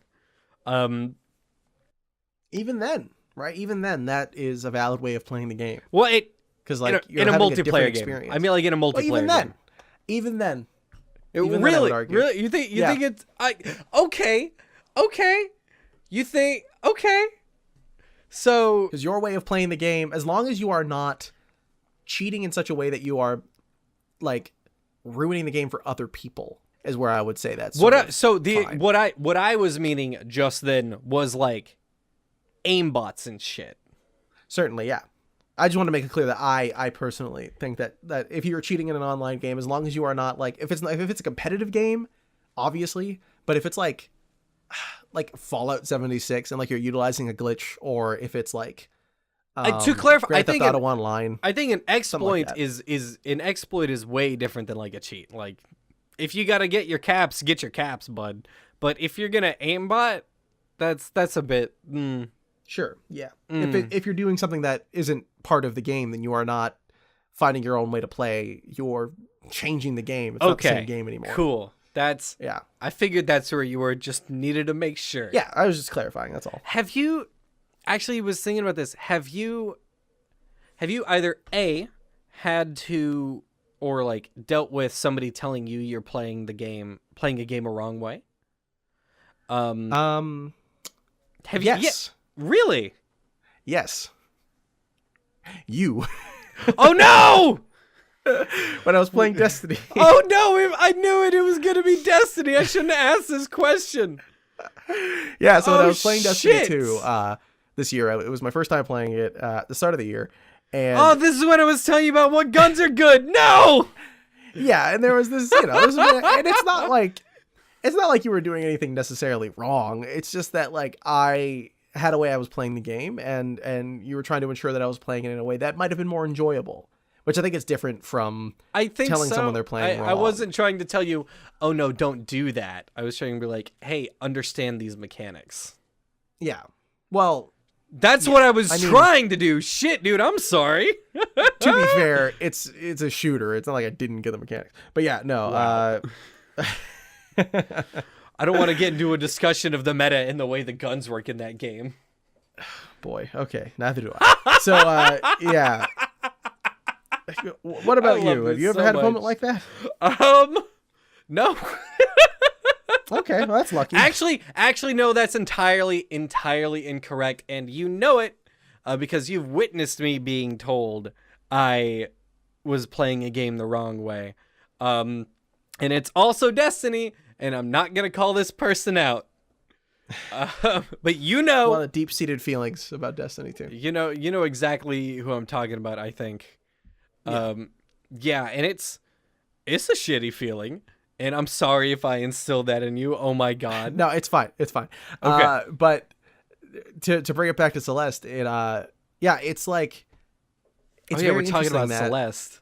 Well, that is the game we're talking about. It's very interesting that, to me, Cuphead encouraged, almost, maybe purposely, maybe not, this discourse about, I mean, there was the whole thing with Dean Takahashi, right? The journalist for VentureBeat or GamesBeat, something. I think it was GamesBeat. The tutorial level thing, right? Yeah, where he was playing the tutorial level. There was like couldn't make it past one of the jumps, and that kind of was the springboard for this discussion about accessibility. And I think it's very cool or lucky, or I don't know what it is, that Celeste came out with a robust accessibility thing. Like not tons of options that make it relatively easy for everyone to play it. Is a good way to But yeah, define in terms of like everyone who, you know, isn't affected by any serious physical disabilities can now play the game with relative ease. Even people who do, right? If they have the Xbox adaptive controller or whatever system they end up using. Sorry, pause one quick second. I fucking love the adaptive controller. Like, yeah, that thing it is fantastic. Is so good. Okay, unpause. Continue. I just had to. I had to say it. No, it's great. Yeah, I mean, no matter where you stand with on Microsoft or how the Xbox is going, you really can't look at that controller and say this isn't coming from a place of understanding. That Super Bowl ad, especially, I think it's just like Microsoft knows that. That shit fucking made me. It's cry. important that people know that they can play good. games and that there's people out there that want them to. Yeah, it's great. But yeah, like, you know, there was that whole conversation surrounding Cuphead, and it's great that Celeste came out and had its features and didn't start another conversation about that, or at least one to the same extent that Cuphead did. Despite it being arguably significantly harder. Cuphead is hard, but it is not Celeste hard. Cuphead's like, I think the other thing is like Cuphead's discussion was so filled with like vitriol and just nastiness, and I don't think, at least none of the discussion that I've seen around Celeste has been anything like that at all. No, yeah, absolutely not. Like, I've listened to podcasts and you've probably read articles. Let's be honest, you've probably listened to every piece of media anyone's made about Celeste at this point. I'm approaching it pretty close. 100% completion. Yeah, almost. I've done all that, and I've 100% completed real life content of the game almost. Yeah, it's very interesting because I've read a lot of things from people that didn't beat the game, that said it was hard and they didn't enjoy that element of it, but the assist mode made it possible for them to play, and they really liked that. And that is so cool to me because, you know, Cuphead came out and people were asking for accessibility modes, and for whatever reason that game was just absolutely, that was arguably the thing people came away from it with the most. I don't think I've seen half as many discussions about whether or not the game's good as I have whether or not people should be allowed to play it if they aren't good at games. Didn't they didn't they do a DLC thing? Like the last DLC that they didn't it add like a new character? Cuphead? Yeah, for Cuphead. Yeah, that's not out yet, but that they are planning to add a character to the game. I think I remember something like, I don't know, the whole thing with that character, and this was a while ago, but it reminded me of like, there was another game that had like a air quotes girlfriend mode. Does that ring any bells, or am I being a doofus? Girlfriend mode. That's right. There was a character in Borderlands 2 that was like super duper kind of easy to play and didn't require a lot of thought.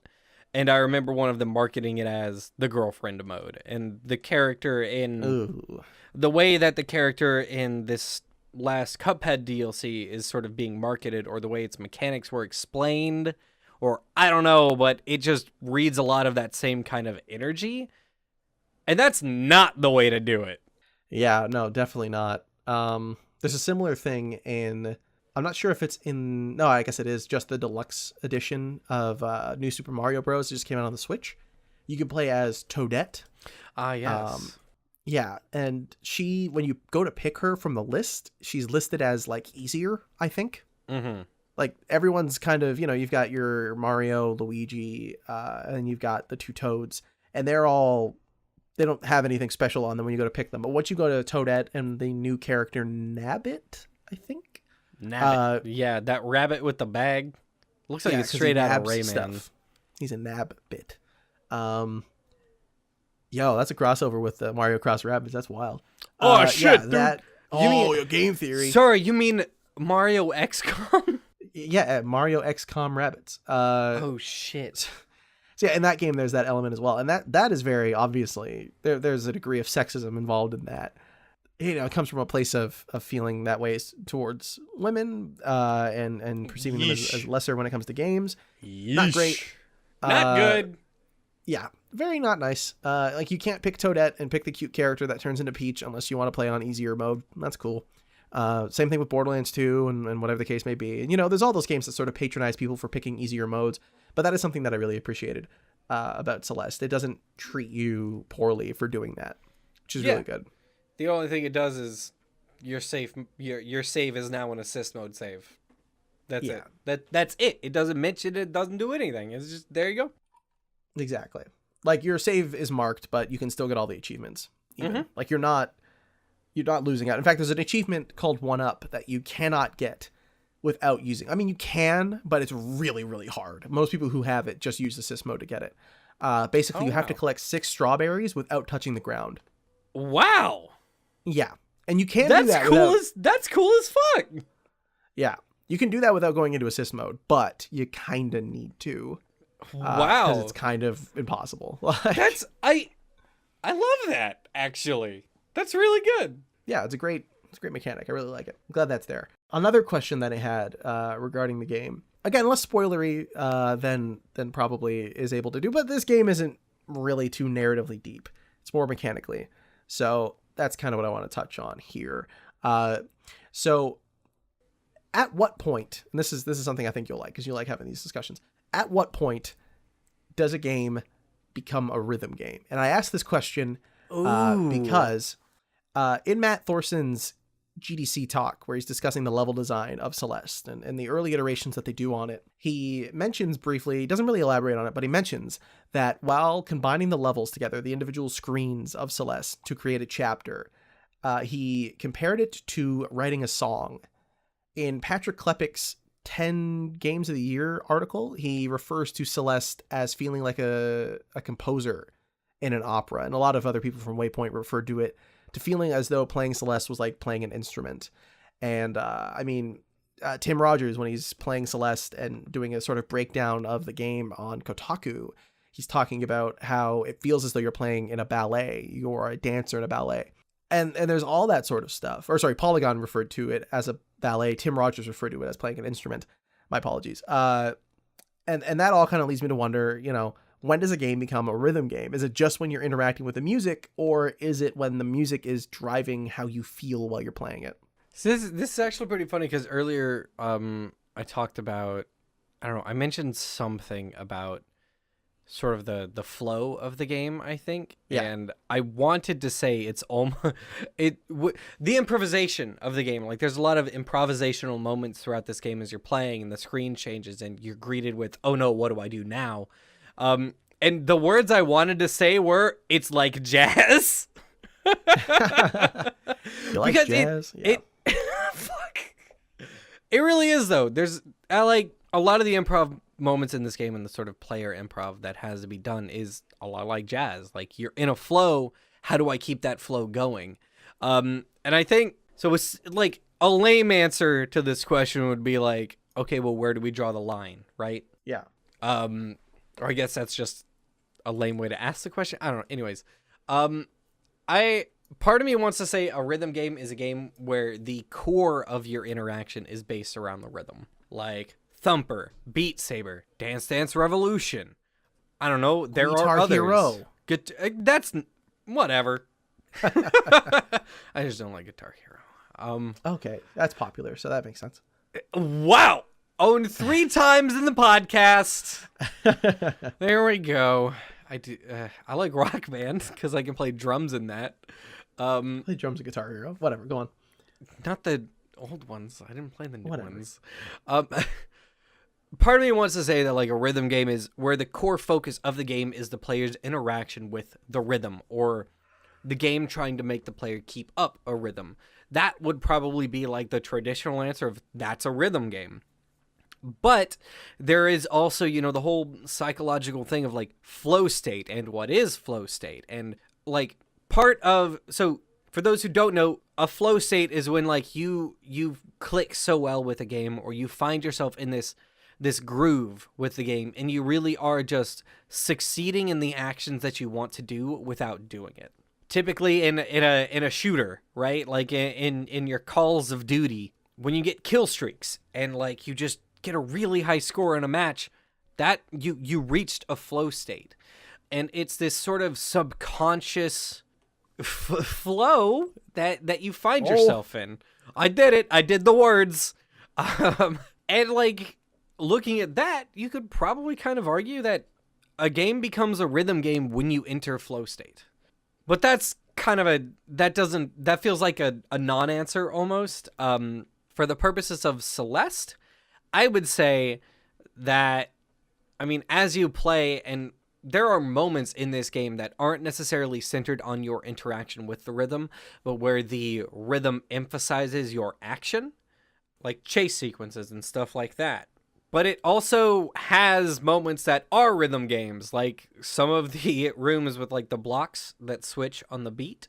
Yeah, the stages, the cassette stages that you do to get the... It's not just cassette stages that have that, but... oh, wait. No, yes. Okay, no, yeah, I'm talking about understand. the levels in the world, in the chapters, rather. In order to get the cassette. Yeah. Yeah. Like, that's a rhythm stage right there.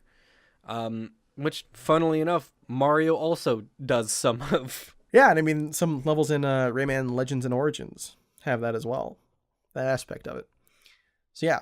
I guess to, like, summarize my answer and stop rambling like a lunatic, there are many points at which a game could become a rhythm game. It depends on how loose you feel like being with that definition. Yeah, there's, I mean, you mentioned Thumper, which I think is a really good one.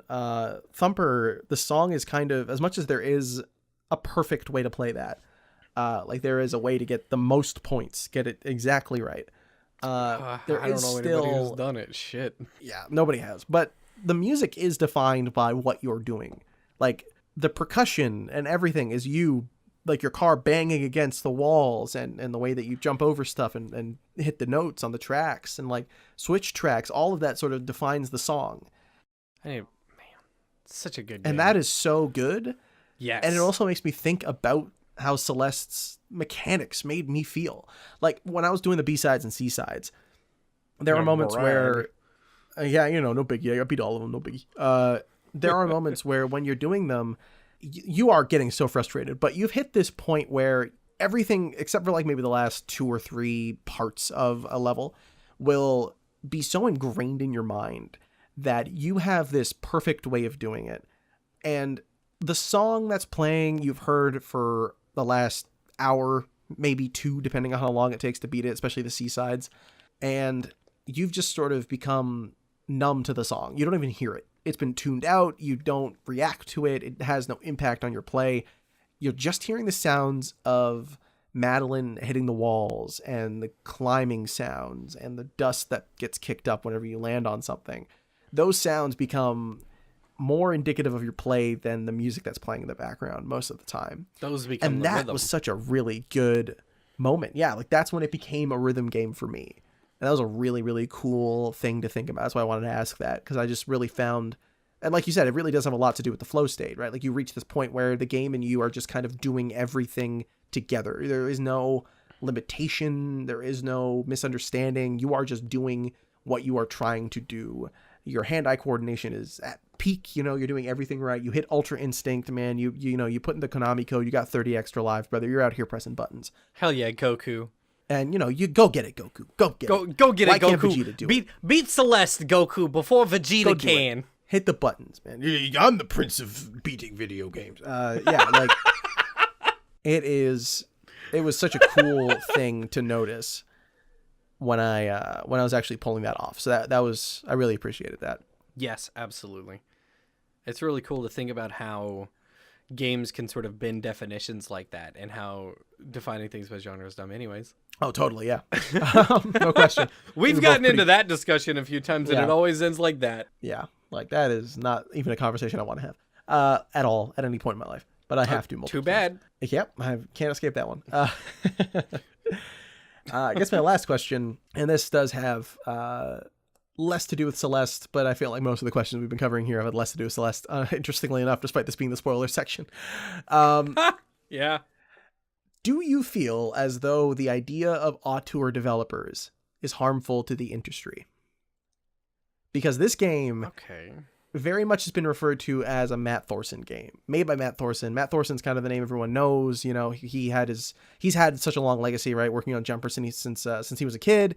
Did this game as a Pico 8 game jam game with Noel Berry and like his previous games with Towerfall Ascension.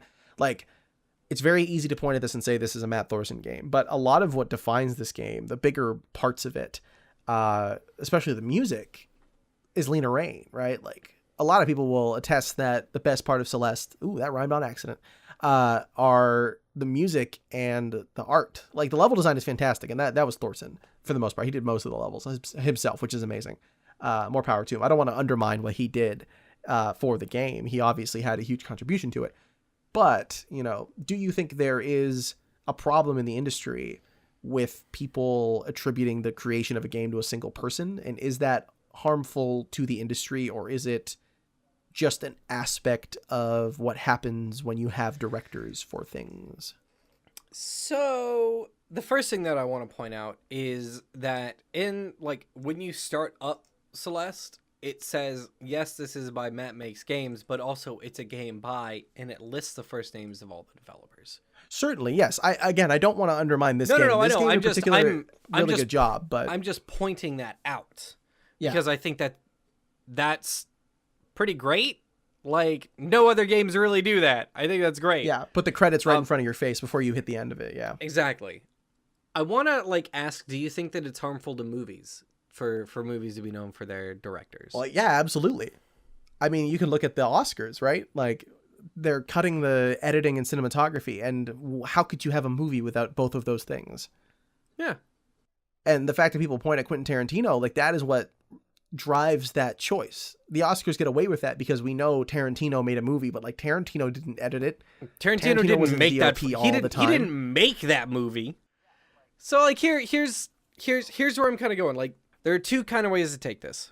One, I think that when somebody who is unfamiliar with games looks at the industry, and if there are names that they can recognize, like Shigeru Miyamoto or Matt Thorson, right?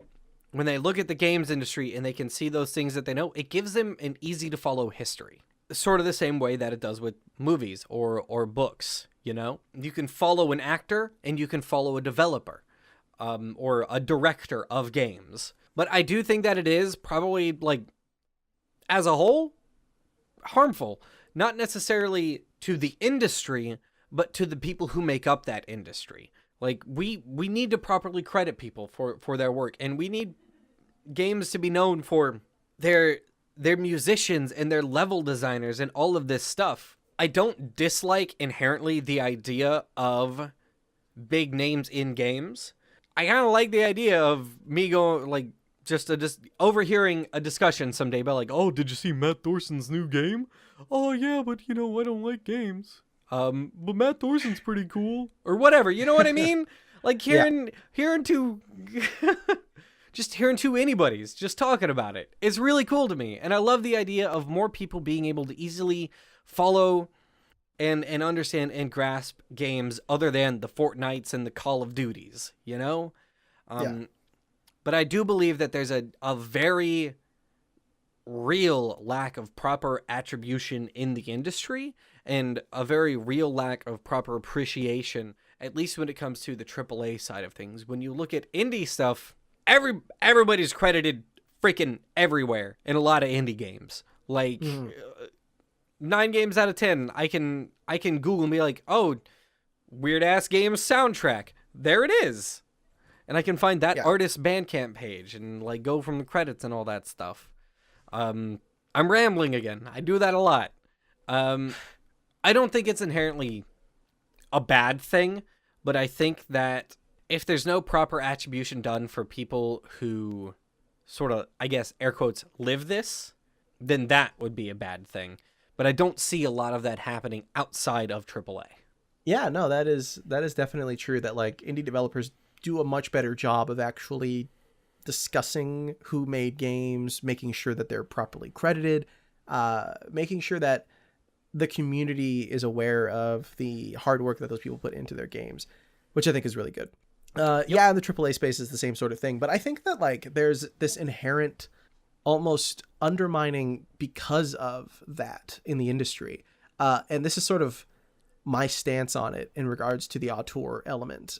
Yes, like you said, it's important for auteurs to be recognized for the sake of marketing, for the sake of having an easy way to say, oh, Suda 5.1, right? Suda 51, when you're playing Suda games, they're all very similar in style. Visually, aesthetically, themes most of the time.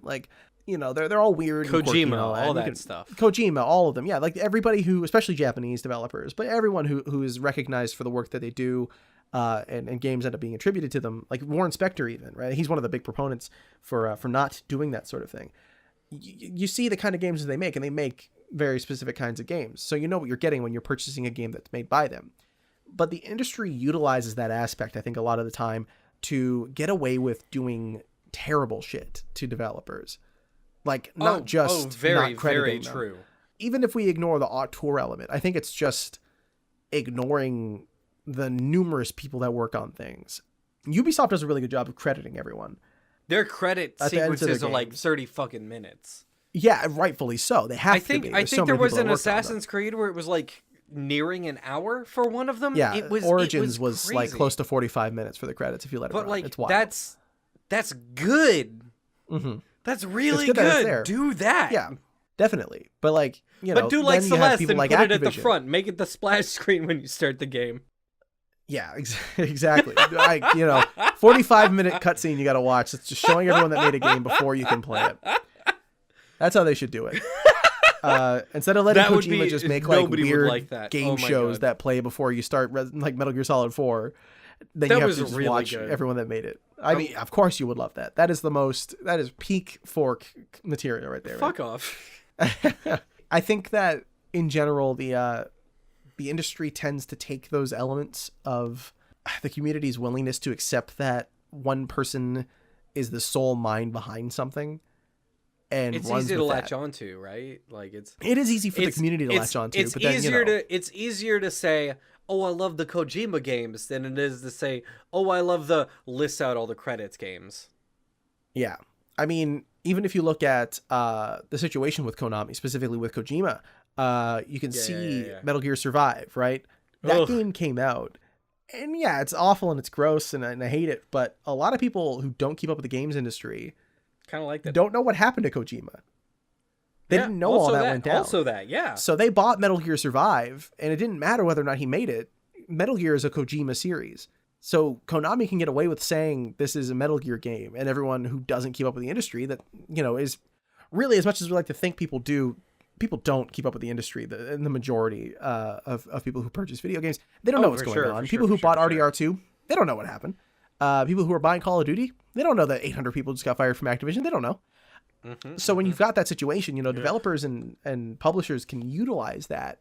And I think it's dangerous to foster that sort of mentality in gamers and push them to believe that, one person is the sole visionary, or, most of the work can be attributed to maybe a small handful of people, when in reality it's something like 800 to 1,000 people for some games. It's an interesting situation. It probably leads to a lot of the, I guess, the really toxic mentality that's kind of around. Like there's a real lack of understanding from the vast majority of people who play video games about what goes into these games. There's a huge misunderstanding that like people fucking make these things. People make these things. People spend their lives working on these games. The way that I sit at a computer and I answer phone calls, these people type code and bug test and do all that stuff. And like there's a real lack of there's a real lack of understanding about that. And part of it could be from the like not even necessarily the auteur side of things, but the branding side of things. Like COD is Activision. Okay, Activision made it. Who's involved with that? Whatever. Shit kind of makes me mad. Yeah, video games really out here making people mad. This is what they do. Too bad they're so good, huh? Mostly. Sometimes. I like games. I don't know. Celeste is probably the only one, and the last 3 games we covered. Every other game, bad. 4 games? How many of these have we done? A number. Hang on. The goddamn Byte .club hashtag our website. Check it out. 4. This will be 5. Okay. But technically technically we covered 2 games in the first one. 5 games. 20 games. Yeah.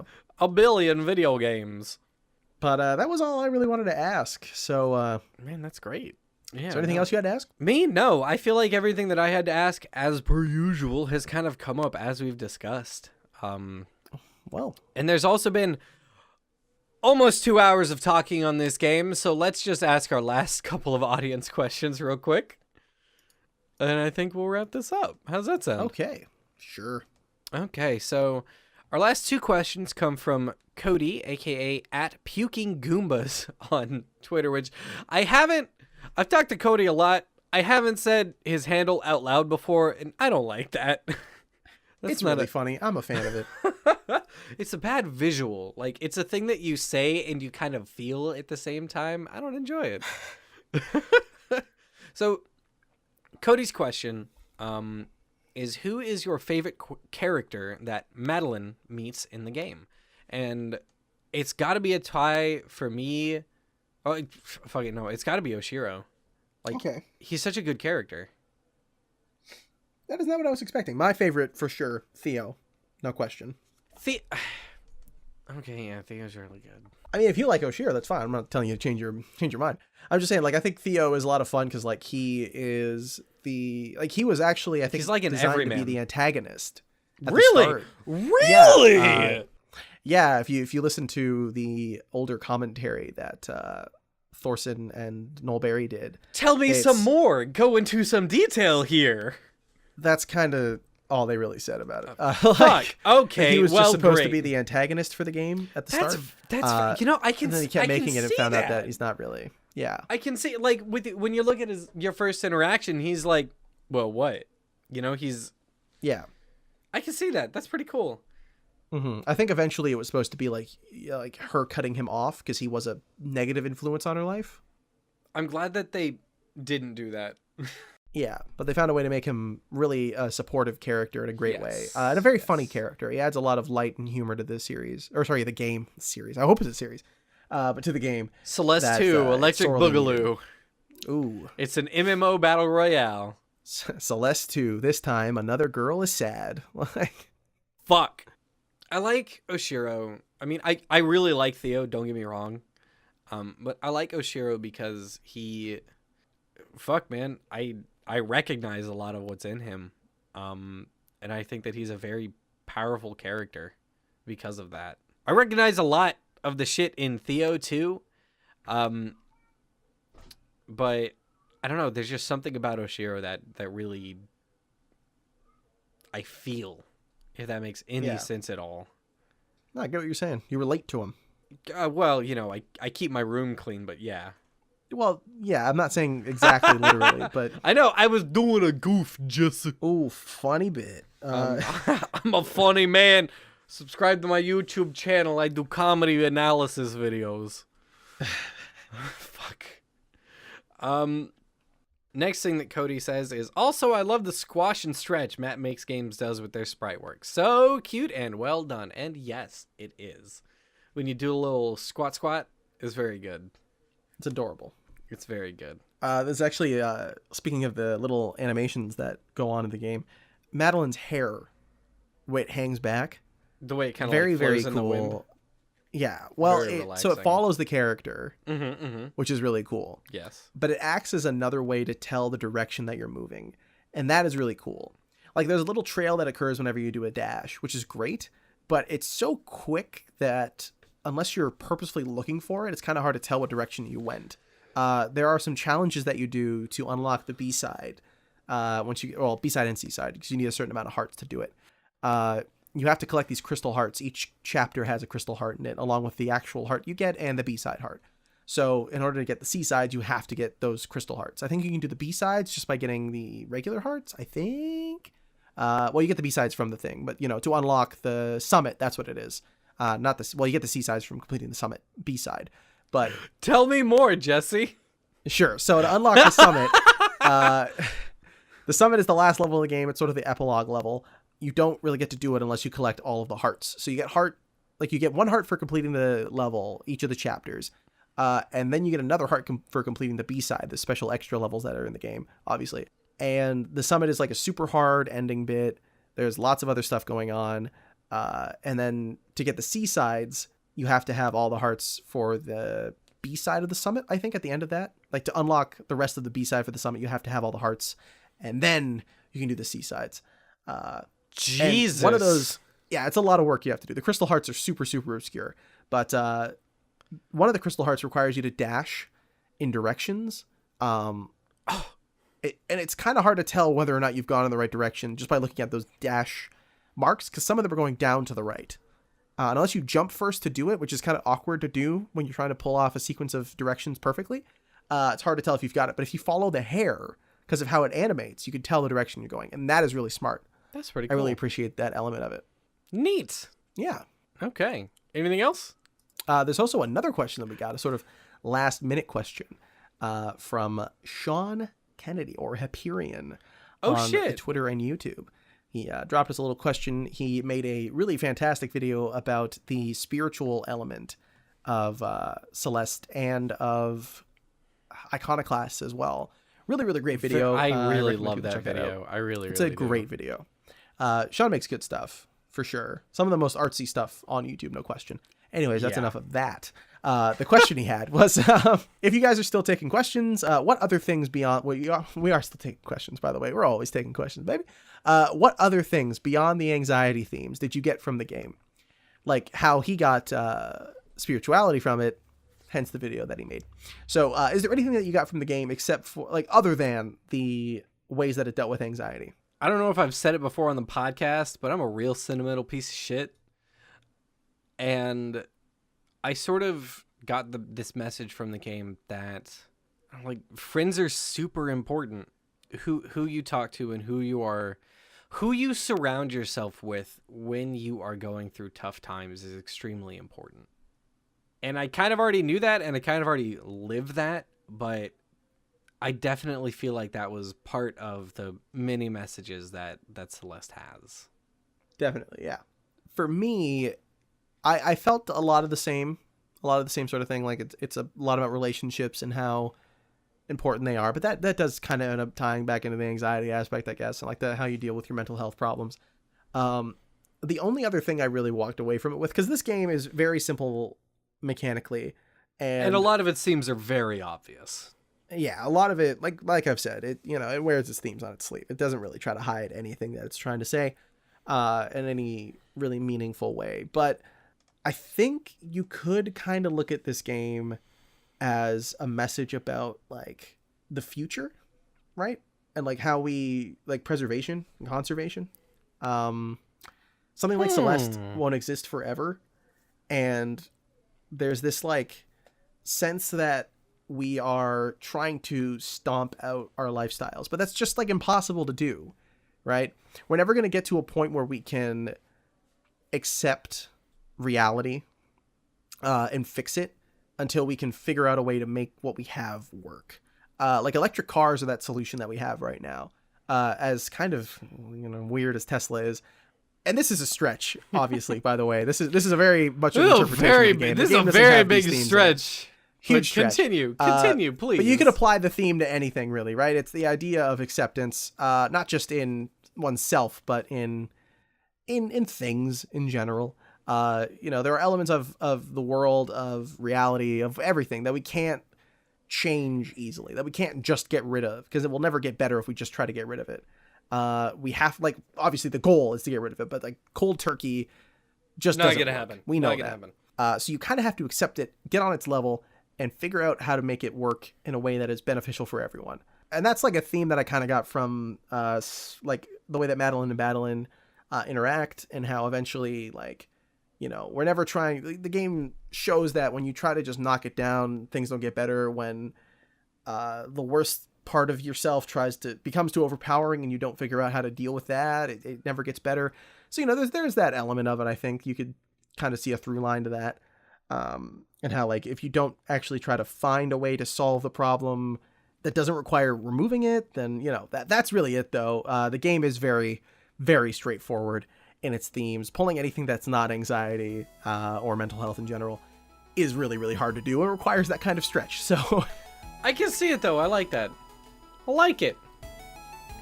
All right. Cool. So I think that wraps us up.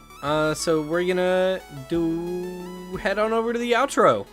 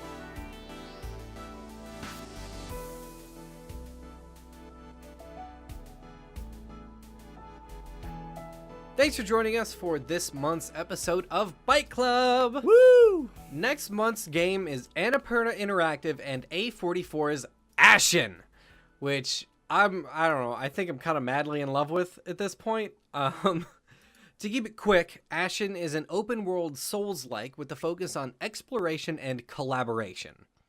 As you're playing, you get matched up with another player working on roughly the same parts of the story, or sometimes even just kind of adventuring in the same area, and they're actually piloting your partner that's an NPC sitting at your hometown. So you don't see like Elite Gamer 420 as your partner, you see NPC as your partner, but Elite Gamer 420 is piloting them, which is just super cool. Anyways, and you filled that same role on their end. It's really cool, it's really enticing, and I've had a hard time putting it down. Anyways, it's about $40, and you can find it on the Epic Game Store or on Xbox One. And again, that's going to be next month's game. Next month being what? March, I guess. I don't know. Yeah, I don't know what a calendar is, Jesse. As always, we will be taking your questions about next month's game and chatting about them here on the podcast. So send them in as you come up with them. We've got 3 ways for you to send in questions. I think that number is still correct. You can email them to nevin@indie-bytes.com. There's a contact form on the website that you can also use. Or you can just reply to my posts on Twitter or tweet them at me. Hey, I still have the right number in there because that's all the methods. Great. If you email questions, don't put any spoilers in the title, please. Because we're still playing them, please. Yeah, we're still playing the games. I don't think it's happened yet, but I feel like one day it will, and I'm going to be sad. Now it is time for a last bit of bookkeeping. You can find Jesse's content on Twitter at Guaracia? Did I say that correctly this time? No. Great. How do you say it? Don't worry about it. So you spell it Guaras, like Sam, CIA. That's where you can find me on Twitter. I don't think I'll ever pronounce it right. Like, ever. I'll never tell you. Okay. You can find more of my content on Twitter at IndieBytesYT, on YouTube under IndieBytes, or at indie-bytes.com. Also, tell your friends about our podcast. It's super great. Talk about it on Twitter using the hashtag Byte Club. And if you want to tell somebody about the podcast, send them to thegoddamnbyte.club. That is our website. That is not a joke. That will take them to an about page for this podcast. So share it around. The music used in this episode was from Celeste soundtrack by Lena Rain, which is just, I don't know if we talked about it enough, but it's phenomenal and you should check it out. It's on Bandcamp. You can buy it on vinyl, and if you got a record player, if you like vinyls, get it. It's really good. So yeah, that's it. Thank you again so much for listening. This was a much longer episode than usual, but I hope you stuck it out through the end. If you did, thank you so much. We are looking forward to getting your questions for Ashen, and we'll see you next month. That's it. Bye. Bye.